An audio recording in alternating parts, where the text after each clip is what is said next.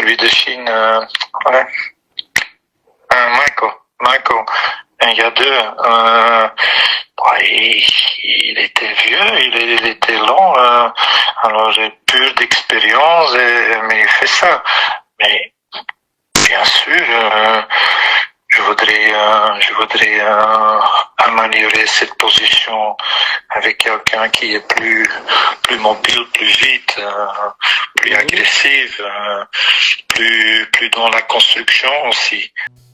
Et quand il me dit ça, je me rappelle de la discussion qu'il a eue avec le team manager quand on était à table à l'hôtel, qui lui dit, il manque 3000 € pour le carburant. Est-ce que tu peux payer les 3000 € s'il te plaît? Il te demande la question, Samuel. Les amis, bonjour. J'espère que vous allez bien. Vous avez là entendu Marc Brice dans un voice en train de parler de Michael Ngandeux, voilà, c'est plutôt comme ça, Michael Ngandeux. Comment il est lourd, comment il a besoin de quelqu'un plus agressif, un peu plus, voilà, percutant, je paraphrase. Hein. Donc voilà le sélectionneur et ses joueurs. Les gens sont en train de mettre seulement les voices dehors. De l'autre côté, vous avez également suivi Itandji, l'ancien gardien des Lions. Il parlait de Samuel Eto'o, de comment il payait le carburant lors des déplacements des Lions. Bref, les amis, je vais vous laisser écouter ça tout à l'heure dans les prochaines minutes. Mais avant, il y a le rendez-vous de lundi à 21h. Je vous en parlais hier soir. Samuel Eto'o sera sur Info TV pour un entretien. Voilà, un entretien face aux journalistes Haïti, pas fait Haïti. Voilà, j'y arrive, pas fait Haïti. Et là, sûrement, il y aura encore d'autres déballages, entre guillemets, ou bien d'autres révélations, je pense. Et c'est un rendez-vous à ne pas manquer. Je vous dis, si vous avez un peu de temps, n'hésitez pas les amis. Le président sûrement va dire beaucoup de choses que nous ne savons pas. Voilà, et j'ai eu à voir par et d'autres des publications faisant allusion au fait que Eugène Baleba, le géniteur de Carlos Baleba, serait en train de démentir l'idée selon laquelle son fils ne voudrait pas obéir ou bien venir suite à la convocation en équipe nationale pour la CAN au Maroc.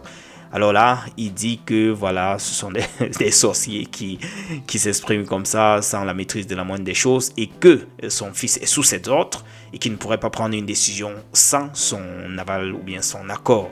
Donc du coup, les rumeurs qui disaient que Carlos Baleba ne voudrait pas venir en équipe nationale, qui ne voulait pas accepter cette convocation, voilà, c'était juste je peux dire entre guillemets du mensonge ou bien de la rumeur. Ça reste encore des fausses rumeurs qu'on a véhiculées. Les amis, je vais vous laisser comme promis écouter la suite de cette interview de Itandji et également la suite de ce voice de Marc Brice. C'était un court extrait. Donc, je vous reviens sûrement au courant de la journée si on a d'autres actualités qui se profilent comme ça là à l'horizon. Je ne manquerai pas de vous balancer cela. Portez-vous bien et bonne écoute. Ciao. Il s'est battu contre ça, il s'est toujours battu contre ça. Je te donne encore un exemple. On joue contre le Sénégal l'année d'avant.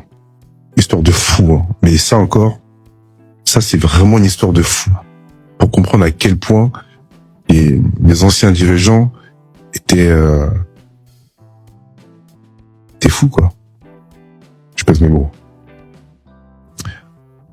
On part du Bourget. Donc, avion privé du Bourget. On part directement au Sénégal. Non, chacun part de son côté. Donc, on se retrouve à Douala, à Yaoundé, pardon. On se retrouve là-bas. On fait tout. Boum. Ensuite, on part au Sénégal. Donc, on passe 2 jours là-bas. On joue contre le Sénégal. Et ensuite, on rentre à Paris. Il faut savoir que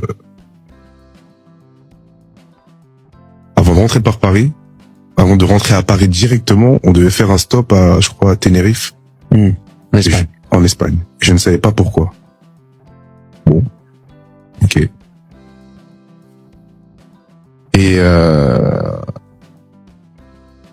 on prend l'avion de Tenerife, on part à Paris. On arrive à Paris. Et je suis assis à côté comme ça de Samuel. Et il me dit, non mais, franchement, Ça changera jamais. Et quand il me dit ça, je me rappelle de la discussion qu'il a eue avec le team manager quand on était à table à l'hôtel, qui lui dit, il manque 3000 € pour le carburant. Est-ce que tu peux payer les 3000 € s'il te plaît? Il demande la question à Samuel. Donc en gros, le carburant de Tenerife jusqu'à Paris, c'est Samuel qui l'a payé.